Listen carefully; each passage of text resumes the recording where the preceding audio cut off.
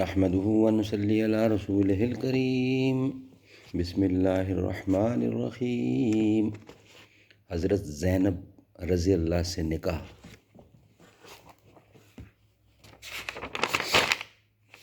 اردو زبان میں سرور عالم صلی اللہ علیہ وآلہ وسلم کی سیرت پر جامع ترین کتاب سیرت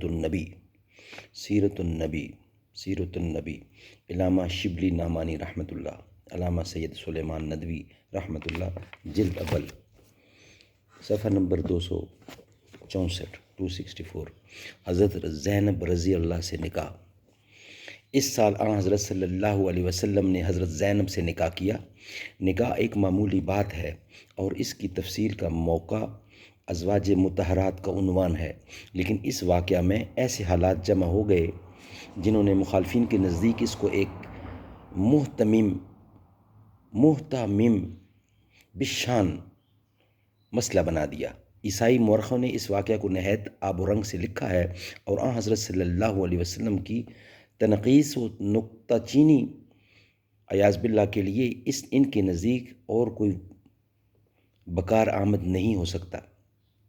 ہم اس واقعہ کو تفصیل سے لکھتے ہیں جس سے اس نکتہ کو اچھی طرح ذہن نشین کرانا مقصود ہے کہ آن حضرت صلی اللہ علیہ وسلم کے اخلاق و عادات پر نکتہ چینی کا موقع جو دشمنوں کو ہاتھ آتا ہے، اس کا اصلی مخرج کیا ہے۔ آن حضرت صلی اللہ علیہ وآلہ وسلم نے زید رضی اللہ کو، جو آپ کے آزاد کردہ غلام تھے، متنبع بنا لیا تھا۔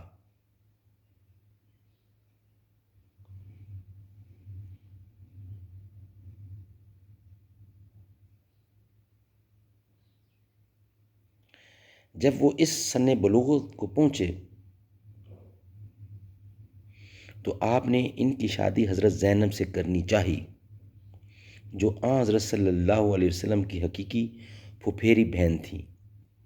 ان کی ماں امیمہ عبد المطلب کی بیٹی تھی، لیکن چونکہ وہ غلام رہ چکے تھے اس لیے حضرت زینب کو یہ نسبت گوارا نہ تھی۔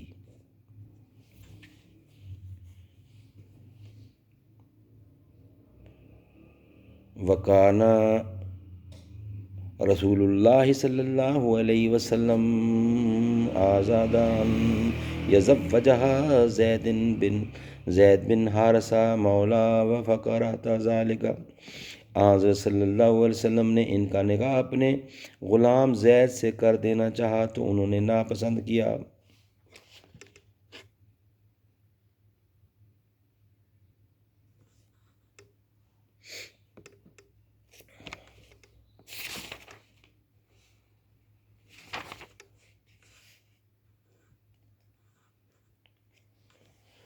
لیکن بالآخر حضرت صلی اللہ علیہ وسلم کی تعمیل ارشاد کے لحاظ سے راضی ہو گئیں۔ قریباً 1 سال تک حضرت زید کے نکاح میں رہیں، لیکن دونوں میں ہمیشہ شکر رنجی رہتی تھی، یہاں تک کہ زید نے حضرت صلی اللہ علیہ وسلم کی خدمت میں آ کر شکایت کی اور ان کو طلاق دینا چاہا۔ زید رضی اللہ عنہ حضرت صلی اللہ علیہ وسلم کی خدمت میں آئے اور عرض کیا کہ زینب مجھ سے زبان درازی کرتی ہیں اور میں ان کو طلاق دینا چاہتا ہوں، لیکن حضرت صلی اللہ علیہ وسلم بار بار ان کو سمجھاتے تھے کہ طلاق نہ دیں۔ قرآن مجید میں ہے وَإِذَا تَقُولُوا لِلَّذِي أَنْعَمَ اللَّهُ عَلَيْهِمْ وَأَنْعَمْتَ عَلَيْهِ أَمْسِكْ زَوْجَكَ وَاتَّقِ اللَّهَ، سورۃ احزاب۔ اور جب کہ تم اس شخص سے جس پر خدا نے اور تم نے احسان کیا تھا یہ کہتے تھے کہ اپنی بیوی کو نکاح میں لے لے، اپنی بیوی کو نکاح میں لیے رہو اور خدا سے خوف کرو، لیکن کسی طرح صحبت برا نہ ہو سکے، اور آخر حضرت زید نے ان کو طلاق دے دی۔ حضرت زینب حضرت صلی اللہ علیہ وسلم کی بہن تھیں اور آپ ہی کی تربیت میں پلی تھیں۔ آپ کے فرمانے سے انہوں نے یہ رشتہ منظور کر لیا تھا جو ان کے نزدیک ان کے خلاف شان تھا، لیکن حضرت صلی اللہ علیہ وسلم جو مساوات اسلامی قائم کرنا چاہتے تھے اس میں آزاد و غلام کی کوئی تمیز نہ تھی۔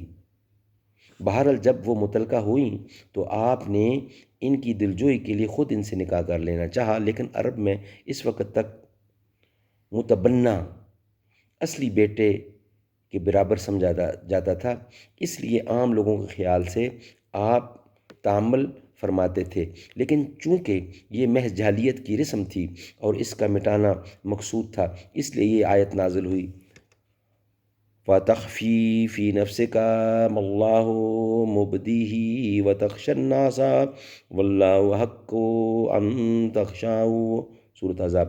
اور تم اپنے دل میں وہ بات چھپاتے ہو جس کو خدا ظاہر کر دیتے ہیں، جس کو خدا ظاہر کر دینے والا ہے، اور تم لوگوں سے ڈرتے ہو، حالانکہ ڈرنا خدا سے چاہیے۔ غرض آپ نے حضرت زینب سے نکاح کر لیا اور جاہلیت کی ایک قدیم رسم کو متبنہ اصلی بیٹے کا حکم رکھتا ہے مٹ گئی۔ اس پر منافقوں اور بدگوئیوں نے بہت طعنے دیے، لیکن امر حق کے اجراء میں متعن کی آماجگاہ بننا لازمی ہے۔ واقعہ کی اصل اور سادہ حقیقت یہ تھی، مخالفوں نے اس واقعہ کو جس طرح بیان کیا گو سرتاپا کذب افطرا ہے، لیکن ہم کو تسلیم کرنا پڑتا ہے کہ انہوں نے رنگ آرائی کے لیے سیاہی ہمارے ہی ہاں مستعار لی ہے۔ تاریخ طبری میں ہے کہ ایک دفعہ حضرت صلی اللہ علیہ وسلم زید رضی اللہ سے ملنے کے لیے ان کے گھر گئے۔ زید نہ تھے، حضرت زینب کپڑے پہن رہی تھیں۔ اسی حالت میں حضرت صلی اللہ علیہ وسلم نے ان کو دیکھ لیا اور یہ الفاظ کہتے ہوئے باہر نکل آئے، سبحان اللہ العظیم، سبحان اللہ مسرق القلوب، پاک ہے خدائے برتر، پاک ہے وہ خدا جو دلوں کو پھیرتا ہے۔ حضرت زید رضی اللہ کو یہ حالات معلوم ہوئے تو انہوں نے حضرت صلی اللہ علیہ وسلم کی خدمت میں عرض کی کہ زینب اگر آپ کو پسند آ گئی ہو تو میں ان کو طلاق دے دوں۔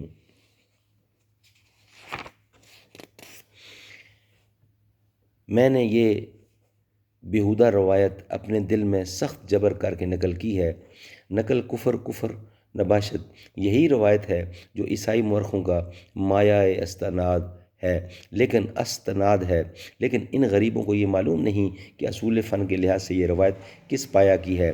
مورخ طبری نے یہ روایت واقدی کے ذریعے سے نقل کی ہے، جو مشہور کذاب اور دروغ گو ہے، اور جس کا مقصد اس قسم کی بیہودہ روایتوں سے یہ تھا کہ عباسیوں کو عیش پرستی کے لیے سند ہاتھ آئے۔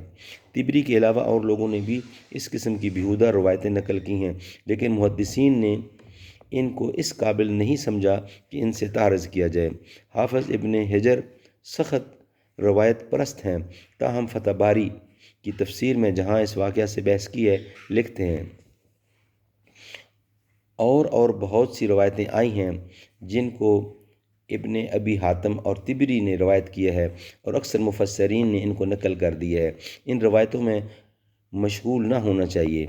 حافظ ابن کثیر جو مشہور محدثین میں سے ہیں، اپنے تفسیر میں لکھتے ہیں ابن ابی حاتم اور ابن جریر نے اس موقع پر بعض اسلاف سے چند روایتیں نقل کی ہیں جن کو ہم اس لیے نظر انداز کر دینا چاہتے ہیں کہ وہ غلط ہیں، اور امام احمد نے بھی اس واقعہ کے متعلق انس سے ایک روایت نقل کی ہے جو غریب ہے، ہم نے اس کا ذکر بھی چھوڑ دیا ہے۔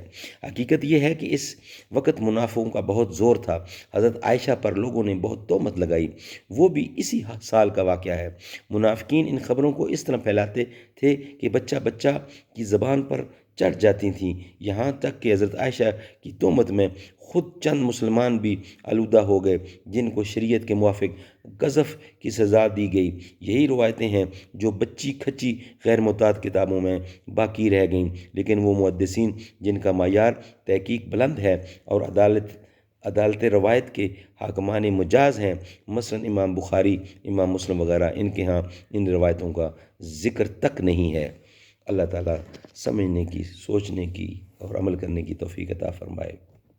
صلی اللہ تعالیٰ علی خیر خلقہ محمد وعلی آلہ وصحبہ وآل بیتہ وذریاتہ وازواجہ المطہرات اجمعین برحمتک یا ارحم الراحمین۔